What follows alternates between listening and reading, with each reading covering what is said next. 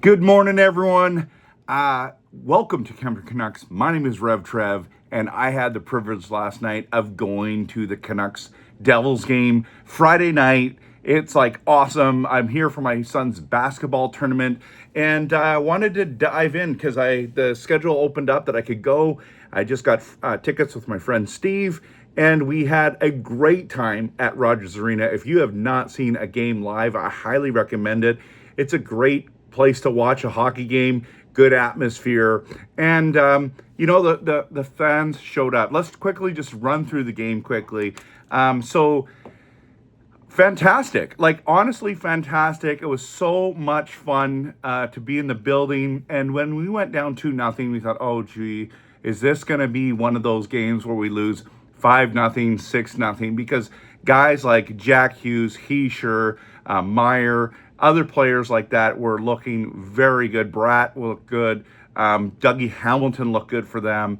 Our Markstrom, our old Canuck goalie, was in net. So it was it was fun. And Jack Hughes is like so good. Like you can tell he's got that extra something special.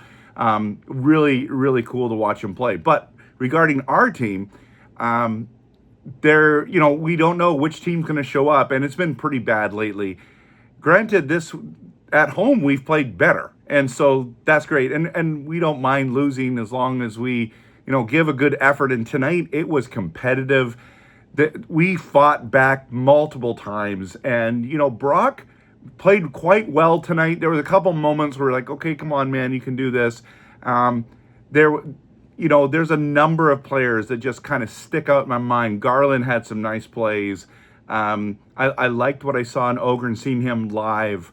Lankinen had a solid night. I wouldn't say it was amazing. I mean, you let in 5 goals, I think it was. So, like, how do you go from there? I mean, but not that we had like the other thing is there's 2 things about the game that was really weird: the amount of pucks that jumped over our sticks, and then the number of really bad giveaways we did, but it didn't end up costing us in goals, so it didn't look as bad as it was. But it was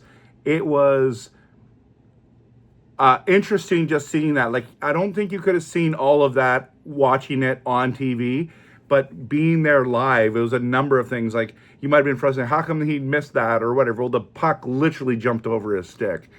But that Bouillon goal, everyone's going to talk about for a while. Hardworking, super talented.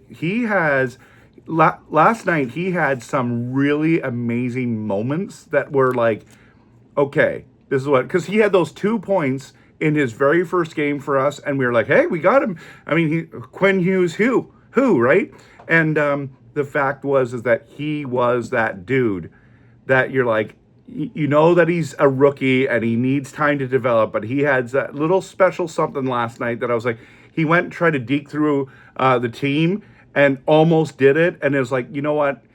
Probably not the smartest idea, but I'm like, as a fan who's of a team that's last place, it's like, I want to see little moments of brilliance, right? Even if it's not the greatest, because we're gonna, we're not good enough to compete with the other teams in the NHL right now. Like, we're not making the playoffs. It just is what it is. We need to rebuild and tank and do that whole thing. I get it, but these guys need to develop. They need opportunity and time. So Bouillon and Hronek were playing together and looked good. Hronek, man, he has been really impressive, just solid, and he can rip the puck. I know he doesn't score a lot of goals a year, but I was impressed with Hronek last night.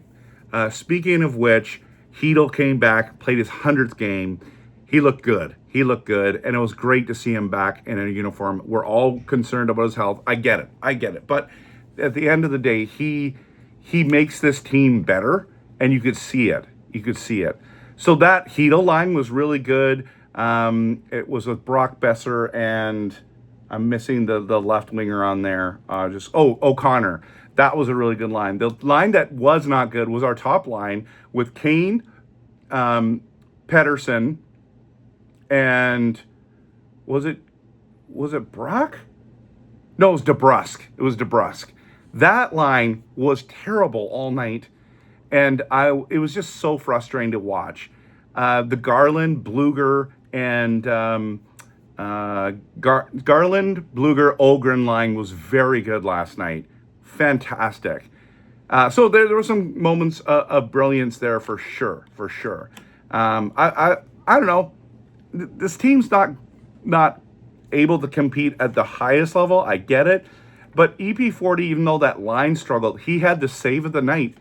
At the end of the day, that what happened at the end and how we almost tied it up, we should have scored on that 2 second shot or whatever it was. It was this close to tying that up. But that save by Pettersson, the amount, I think we stopped the empty netter 3 times. Marcus Pettersson had one where he had a good defensive play. Then you had, they should have scored at least 3 of those empty net goals and didn't. But that Pettersson block is like, I seen Twitter things like he should be up for the Vezina. That was awesome.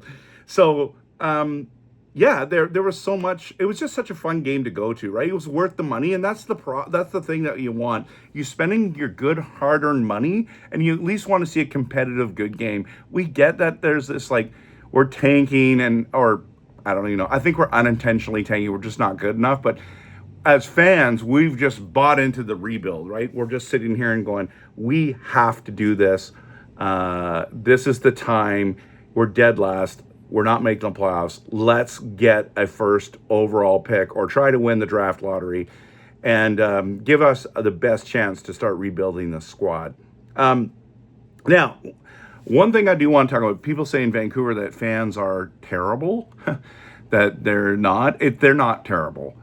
Guys, we're dead last, and the place was basically sold out. There's only a few seats that were available. The fans were fantastic. The atmosphere at the end was absolutely electric. It felt like a playoff game when I went to Game 5, Oilers versus Canucks, and JT Miller scored just a few seconds. When we were stopping the puck from going in on the empty netters and empty net opportunities, it was electric in the building. And the opportunities we got, it was so much fun. It made it way better. But I do want to talk about one fan that was very interesting. There was a guy in front of us. He had about 4 people, 6 people in a row, and they knew the people right beside me.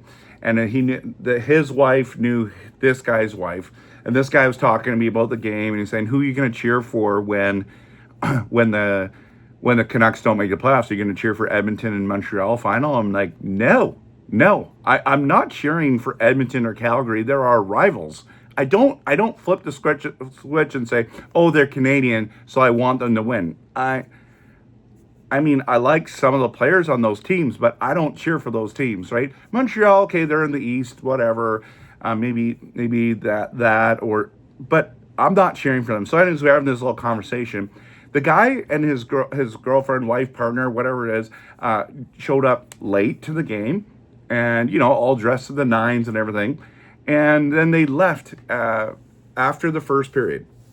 His buddy, who was in front of him, went and bought them a full popcorn. And literally, this is it right here, okay? And the reason why I'm showing this is they never came back to the game.